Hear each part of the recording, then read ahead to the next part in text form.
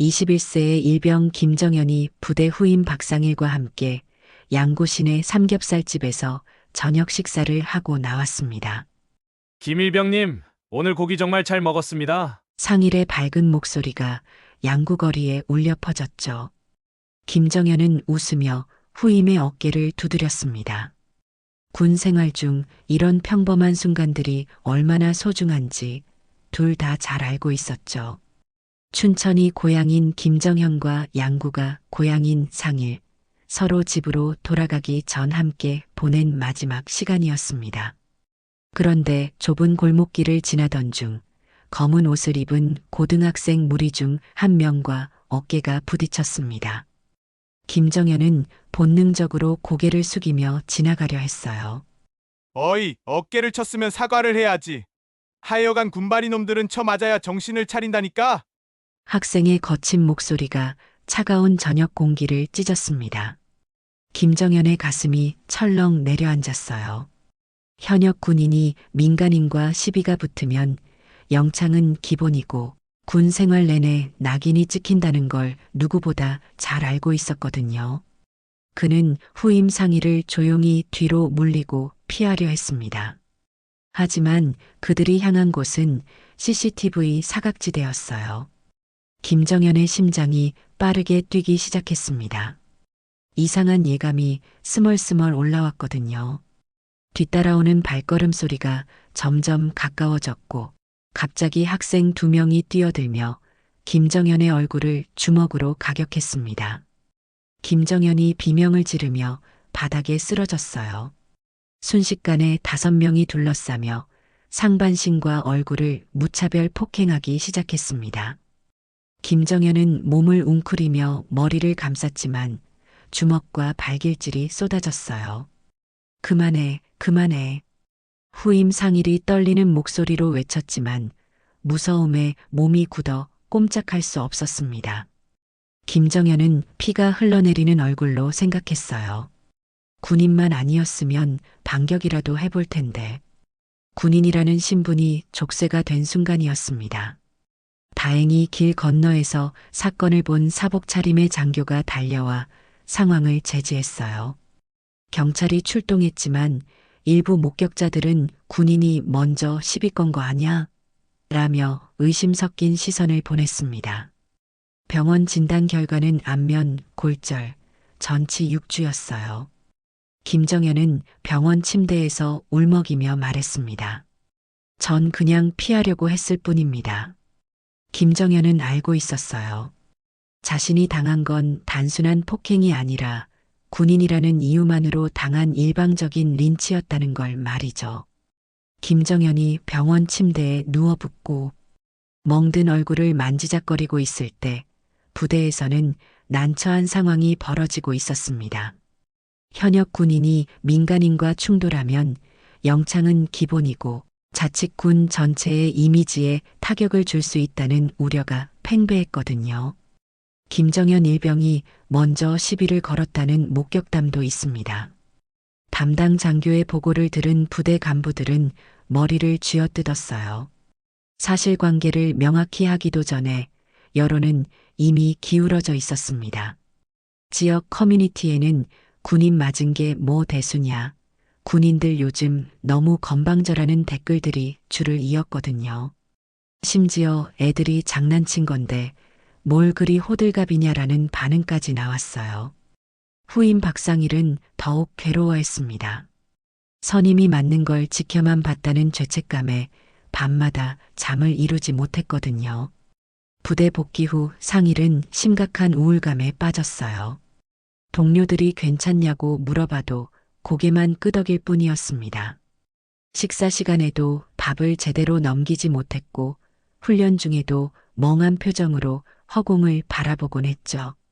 그런데 더 충격적인 사실이 드러났어요. 한 달 전에도 비슷한 사건이 있었다는 겁니다. 외박 나온 병사가 지역 청소년들에게 폭행당했지만 쉬쉬하며 넘어갔던 거예요. 그때도 지역에서는 군인들이 문제 있는 거 아니냐는 식으로 반응했었죠. 또 당했구나. 부대 내에서는 체념 섞인 한숨소리가 흘러나왔어요. 군인이라는 이유만으로 일방적으로 당하고도 참아야 하는 현실의 분노와 좌절감이 쌓여갔습니다. 병사들 사이에서는 우리가 뭔 죄가 있다고 이런 취급을 받아야 하냐는 불만이 터져 나왔어요. 김정현은 병원에서 거울을 보며 생각했습니다. 내가 뭘 잘못했지? 그저 평범한 저녁을 보내고 집으로 돌아가려던 것뿐인데 왜 이런 일을 당해야 했는지 이해할 수 없었어요. 더 억울한 건 반격도 못했다는 거였습니다. 군인이라는 신분 때문에 손도 못 쓰고 맞기만 해야 했던 자신이 한심스러웠거든요. 얼굴에 난 상처를 만지며 김정현은 눈물을 흘렸어요. 지역 상인회는 조용했습니다. 학교 측은 아이들이 실수한 것이라며 보호 논리를 펼쳤고 심지어 일부 유가족 단체조차 애들 인생 망치지 말라고 기자회견을 열었어요. 가의 학생들의 부모들은 우리 애는 원래 착한 애인데 실수한 거다. 군인이 먼저 건드린 거 아니냐며 오히려 당당한 모습을 보였죠. 이 모든 상황을 지켜본 제21보병사단 사단장 장준규 장군의 분노는 하늘을 찔렀어요. 사단장실에서 보고를 받던 장준규 장군은 주먹을 꽉 쥐었습니다. 더 이상 아무 죄 없는 병사들이 당하고만 있을 수 없어. 그의 목소리는 낮고 차가웠지만 그 안에 담긴 분노는 용암처럼 뜨거웠어요. 장준규 장군은 수십 년 군 생활을 하면서도 이런 치욕을 당한 적이 없었습니다. 자신의 병사가 민간인에게 일방적으로 폭행당하고도 지역사회에서는 오히려 군인을 비난하는 상황. 이건 절대 용납할 수 없는 일이었거든요. 그리고 사단 전체에 전례 없는 명령이 떨어졌습니다. 장준규 장군의 결심은 확고했어요. 이번만큼은 절대 물러서지 않겠다는 의지로 가득했습니다. 사단장 장준규 장군의 명령이 떨어진 다음 날 양구 지역 사회의 반응은 더욱 냉담해졌습니다. 인터넷 커뮤니티에는 요즘 군인들 너무 예민하다는 글들이 쏟아져 나왔어요. 심지어 군바리들이 설쳐서 우리 애들 피해 본다는 악성 댓글까지 달렸죠.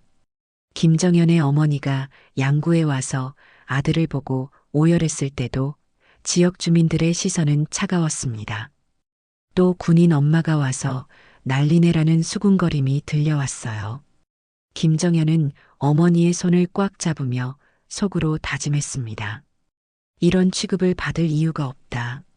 내가 뭘 잘못했다고.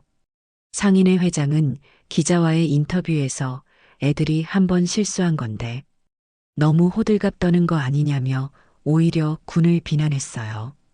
양구 시내 상점 사장들도 마찬가지였습니다. 군인들 원래 거칠잖아. 서로 싸운 거 아니야? 라며 사건을 축소하려 했죠. 학교 측의 태도는 더욱 가관이었습니다. 교장은 우리 학생들은 평소 모범적인 아이들이라며 단순한 우발적 사고라고 규정했어요. 담임교사들도 아이들이 스트레스를 받고 있는 상황에서 벌어진 일이라며 가해 학생들을 두둔했습니다.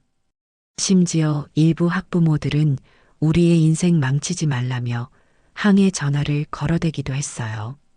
가장 충격적인 건 지역 유가족 단체의 반응이었습니다.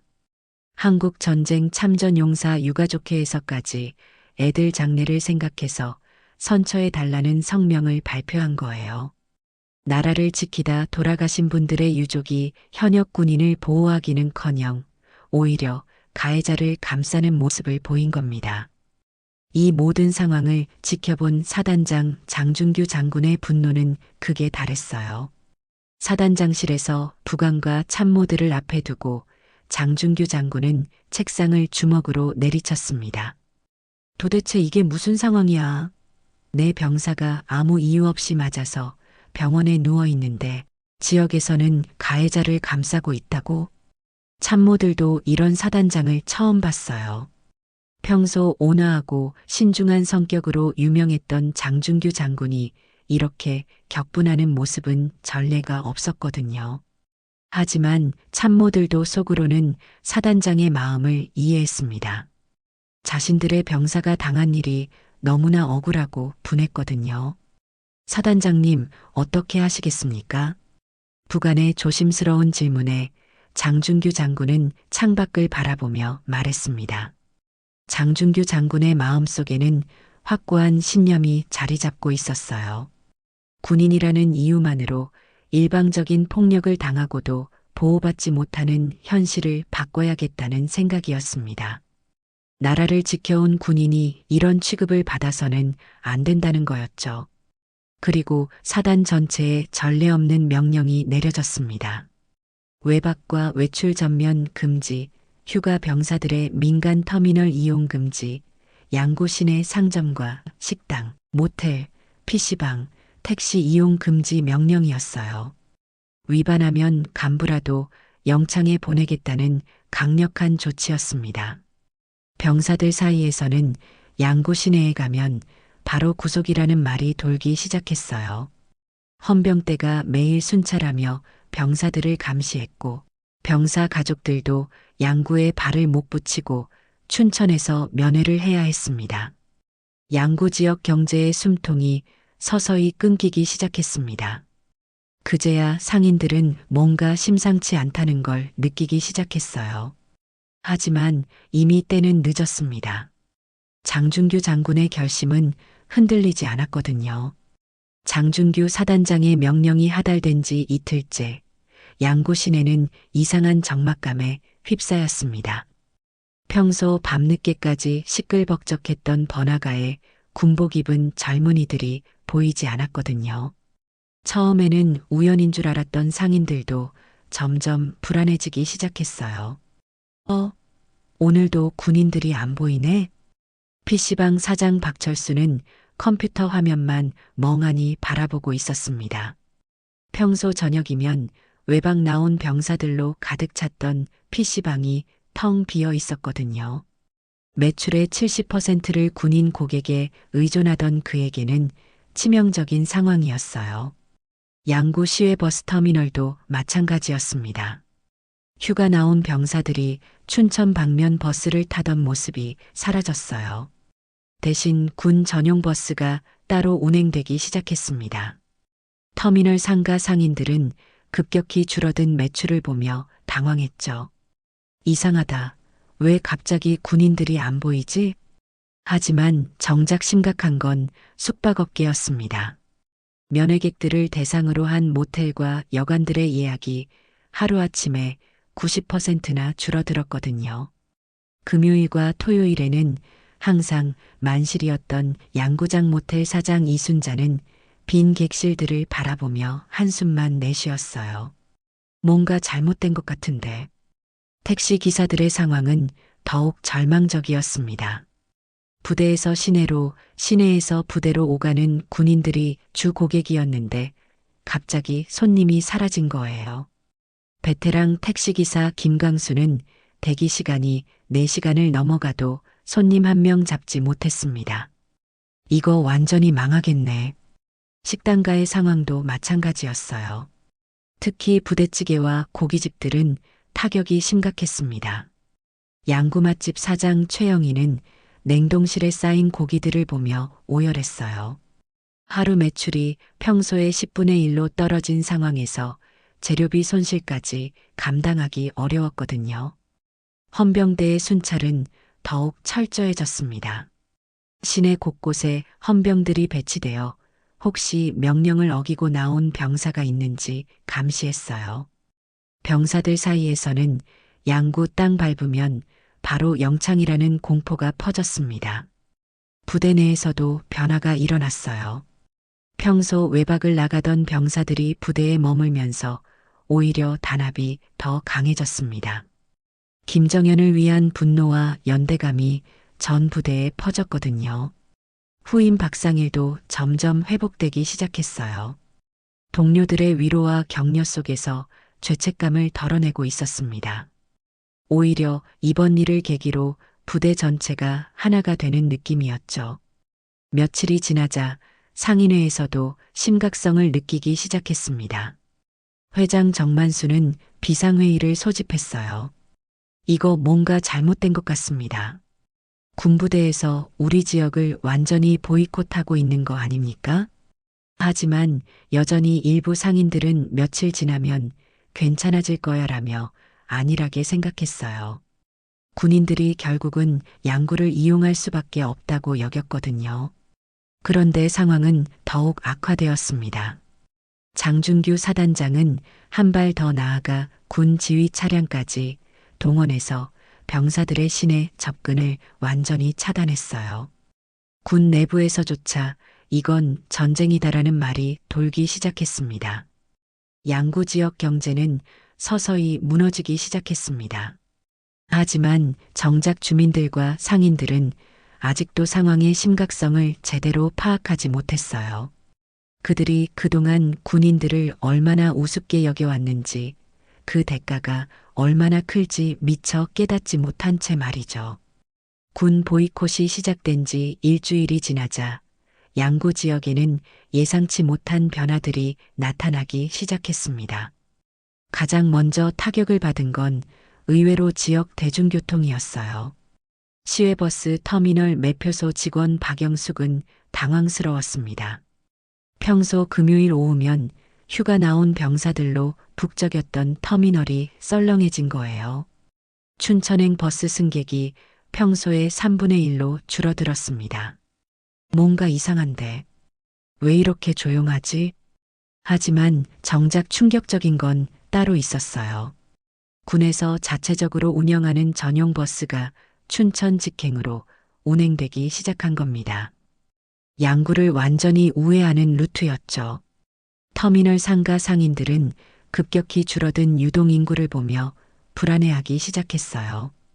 동시에 예상치 못한 곳에서 파급 효과가 나타났습니다. 양구 지역 은행들의 ATM 사용량이 급격히 줄어든 거예요. 외박 나온 병사들이 용돈을 찾던 현금 인출기들이 한산해졌습니다. 국민은행 양구지점 직원 이지혜는 일일 거래 내역을 보며 고개를 갸웃했어요. 현금 인출량이 평소의 절반도 안 되네. 더 놀라운 건 지역 내 소비 패턴의 변화였습니다. 평소 군인들이 자주 이용하던 이발소, 세탁소, 심지어 약국까지도 매출이 줄어들기 시작했거든요. 양구 시내 미남이발소 사장 최정호는 하루 종일 기다려도 손님이 2~3명 뿐이었어요. 30년 장사하면서 이런 적은 없었는데 지역 병원들도 타격을 받았습니다. 외박 중 다치거나 몸이 아픈 병사들이 찾던 응급실과 외과의 환자 수가 현저히 줄어든 거예요. 양구종합병원 응급실 간호사 김선희는 너무 한산한 응급실을 보며 당황했습니다. 가장 예상치 못한 변화는 지역 치안 상황이었어요. 평소 군인들과 지역 청소년들 사이의 크고 작은 마찰들이 완전히 사라진 겁니다. 양구 경찰서 112 신고센터에는 평소보다 신고 접수가 30%나 줄어들었어요. 이상하게 조용하네. 금요일 밤인데 신고가 별로 없어. 경찰서 당직 근무자들도 이런 현상을 신기해했습니다. 하지만 이건 좋은 신호가 아니었어요. 지역 경제 활동 자체가 크게 위축되었다는 의미였거든요. 상인회에서도 이제 심각성을 느끼기 시작했습니다. 회장 정만수는 급히 비상회의를 소집했어요. 각 업종 대표들이 모인 자리에서 나온 피해 규모는 충격적이었습니다. 숙박업 90% 감소, 요식업 70% 감소, 소매업 50% 감소. 회계를 담당한 총무 김봉석이 읽어주는 수치를 들으며 회의실은 정적에 휩싸였어요. 일주일 만에 이 정도 타격이라면 한 달 후에는 어떻게 될지 상상하기 어려웠습니다. 이거 우리가 군부대한테 사과해야 하는 거 아니야?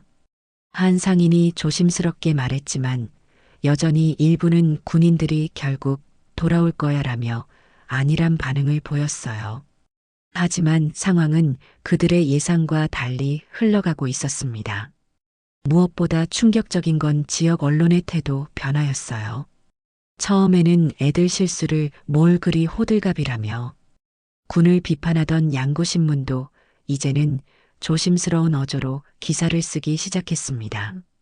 양구라는 작은 도시가 얼마나 군부대에 의존하고 있었는지 이제야 모든 사람들이 깨닫기 시작했어요. 상인회의 비상회의가 열린 지 이틀 후 예상치 못한 반전이 일어났습니다.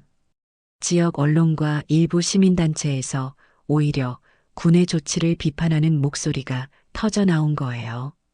양구신문 편집장 박민호는 사설을 통해 군인 한 명이 맞았다고, 지역 전체를 볼모로 잡는 건 과도하다며 군을 강하게 비판했습니다.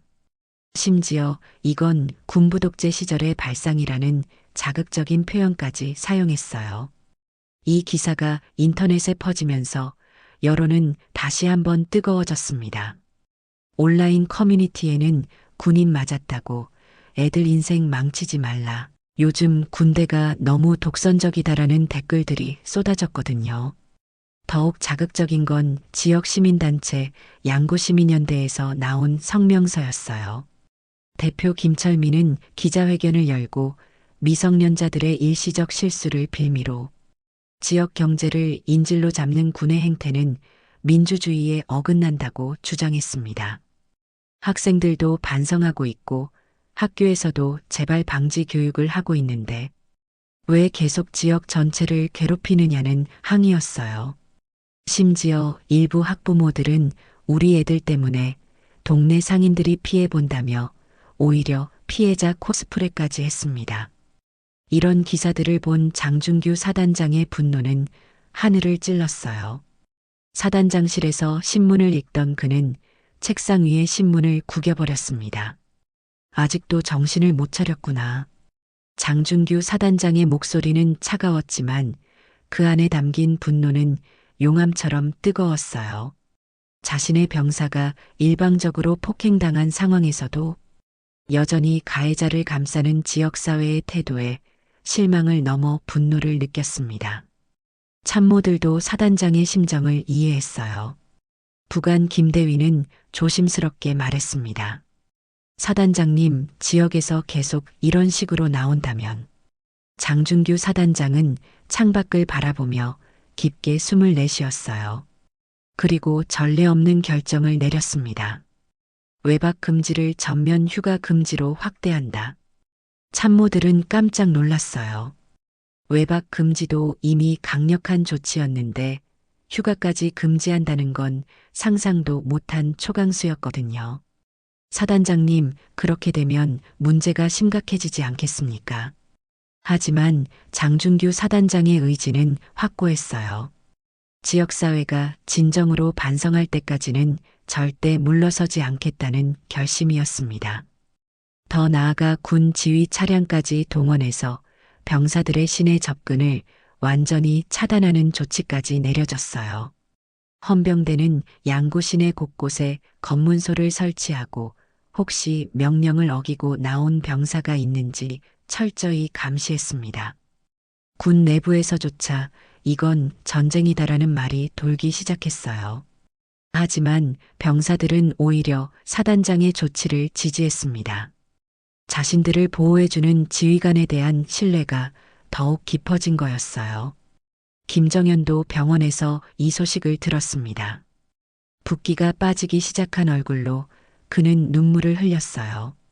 자신 때문에 이런 큰일이 벌어진 게 미안하면서도 동시에 자신을 지켜주는 부대와 사단장에게 고마움을 느꼈습니다. 죄송합니다, 사단장님. 저 때문에. 하지만 장준규 사단장은 병원을 찾아와 김정현에게 말했어요. 자네는 아무 잘못이 없네. 잘못한 건 우리가 그동안 이런 일들을 계속 방치해왔던 거였어. 양구 지역의 상황은 더욱 악화되었습니다. 휴가까지 금지되면서 면회객들도 완전히 발길을 끊었어요. 이제 양구는 정말로 군부대와 완전히 단절된 상태가 되었습니다. 상인들의 절망은 깊어졌지만 여전히 일부 주민들은 군대가 너무 과하다며 반발했어요. 하지만 경제적 현실 앞에서 그런 목소리들도 점점 작아질 수밖에 없었습니다. 전면 휴가 금지 조치가 내려진 지 보름이 지나자 양구 지역에 예상치 못한 변화가 일어났습니다. 가장 먼저 항복 선언을 한 건 의외로 택시업계였어요. 택시기사 김강수는 더 이상 버틸 수 없다며 개인적으로 부대 정문 앞에서 무릎을 꿇었습니다. 헌병들이 말려도 그는 꿈쩍하지 않았어요. 40년간 택시를 몰아온 그에게 이 상황은 생존의 문제였거든요. 이 모습이 지역 언론에 보도되면서 분위기가 급변했습니다. 그동안 군대가 과하다며 비판하던 목소리들이 갑자기 조용해진 거예요. 상인회 회장 정만수도 결국 무릎을 꿇었습니다. 사단 본부를 찾아가 장준규 사단장 앞에서 땅에 이마를 대고 사죄했어요. 평생 고개 한 번 숙인 적 없던 그였지만 지역 경제가 완전히 무너지는 상황에서는 자존심을 접을 수밖에 없었습니다. 장준규 사단장은 냉정하게 조건을 제시했습니다. 양구 전역 상점의 바가지 요금 원상 복구, 군인 차별 철폐 확약서 작성, 각 업종별 연합회의 공개 사과문 발표가 주요 내용이었어요. 가장 굴욕적인 조건은 따로 있었습니다. 가의 학생들과 학부모가 김정현이 입원한 병원을 직접 찾아가 사과하라는 거였어요. 그동안 애들 실수라며 감싸기만 했던 학부모들에게는 치명적인 조건이었습니다. 학교 측에서도 항복했습니다. 교장은 교직원들과 함께 병원을 찾아가 김정현에게 고개를 숙였어요. 그동안 우리 학생들은 모범적이라며 감쌌던 태도를 완전히 바꾼 거였습니다. 더욱 충격적인 건 지역 언론의 변화였어요. 양구신문 편집장 박민호는 사설을 통해 군에 대한 우리의 인식이 잘못되었다며 공개 사과했습니다.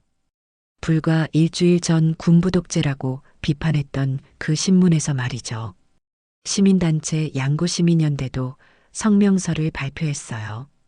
대표 김철민은 지역사회의 일방적 사고가 빚어낸 결과라며 군에 사과했습니다. 그동안의 강경한 태도가 무색할 정도로 180도 달라진 모습이었어요. 가해 학생들의 학부모들이 병원을 찾아온 날 김정현은 복잡한 심경이었습니다. 그동안 애들 장래 생각해달라며 항의하던 부모들이 눈물을 흘리며 사과하는 모습을 보니 오히려 마음이 아팠어요. 정말 죄송합니다. 저희가 아이들을 잘못 키웠습니다. 한 학부모의 간절한 사과를 들으며 김정현은 생각했습니다. 이렇게까지 해야 했나? 하지만 동시에 이런 일이 다시는 일어나지 않기를 바라는 마음도 있었어요. 양구 지역은 완전히 굴복했습니다. 모든 조건을 수용하겠다는 공식 문서가 사단에 전달되었고 각 업종별 사과문이 지역 신문에 실렸어요. 장준규 사단장은 김정현이 치료를 마치고 부대로 복귀하던 날 그를 조용히 불러 고생했다는 한마디를 남겼습니다. 김정현은 고개를 숙이며 눈물을 흘렸어요.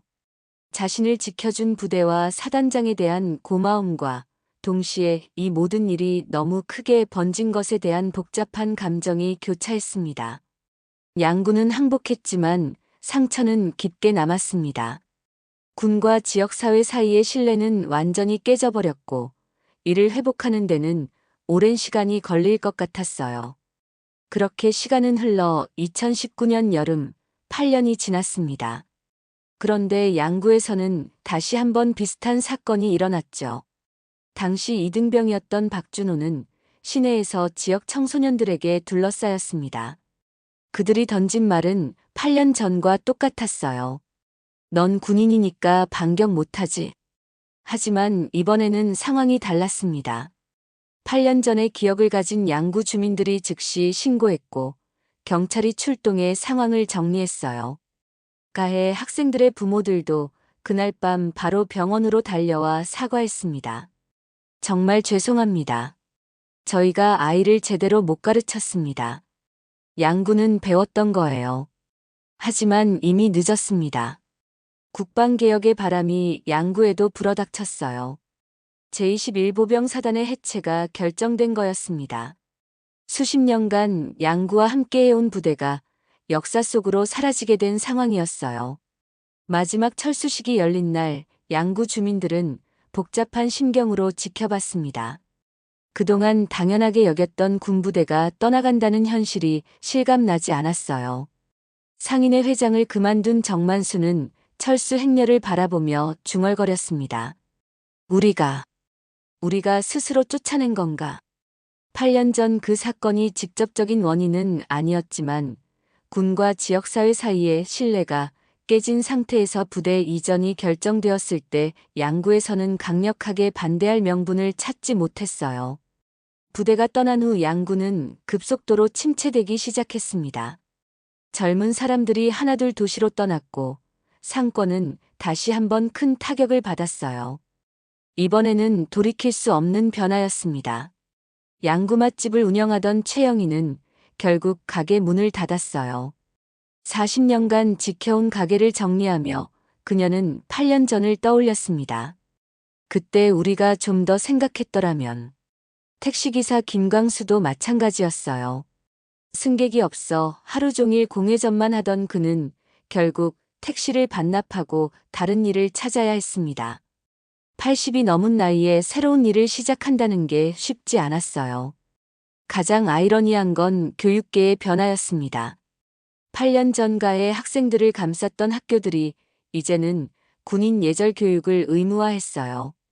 너무 늦은 깨달음이었지만 더 이상 같은 실수를 반복하지 않겠다는 의지였습니다. 2025 현재 양구 시내는 한산합니다. 젊은 군인들의 활기찬 모습을 찾아볼 수 없어요. 노인들만 남은 거리에서는 과거의 영광을 그리워하는 한숨소리만 들려올 뿐입니다. 김정현은 지금 저녁 후 서울에서 직장 생활을 하고 있어요. 가끔 양구 소식을 들으면 복잡한 감정이 듭니다. 자신 때문에 벌어진 일들이 이런 결과를 낳았다는 것에 대한 미안함과 동시에 그때 자신을 지켜준 부대에 대한 고마움이 교차해요. 내가 당한 일이 맞긴 맞았지만 이렇게까지 될 줄은 몰랐어요. 장준규 전 사단장은 전역 후 회고록에서 이렇게 썼습니다. 군인도 시민이고 시민의 존엄은 어떤 이유로도 침해받아서는 안 된다. 양구에서의 조치가 과했다는 비판도 있지만 나는 후회하지 않는다. 현재 양구를 찾는 관광객들은 종종 묻습니다. 왜 이렇게 조용하죠? 그럼 나이든 택시기사는 대답해요. 우린 그때 무너진 게 아니라 자격이 없었던 거야. 8년이 흘렀지만 양구의 상처는 아직 아물지 않았어요. 군인 한 명을 함부로 대했던 대가가 얼마나 클 수 있는지 이 작은 도시는 몸소 경험했습니다. 지금도 양구 어딘가에서는 그날의 기억을 안고 살아가는 사람들이 있어요. 그들은 알고 있습니다. 누구도 나라를 지키는 군인을 함부로 대해서는 안 된다는 것을, 그리고 한번 깨진 신뢰는 쉽게 회복되지 않는다는 것을 말이죠. 양구는 여전히 그 자리에 있지만 예전의 양구는 아닙니다. 시간이 흘러도 남는 건 교훈뿐이었어요. 너무 늦게 배운, 너무 비싼 교훈이었습니다.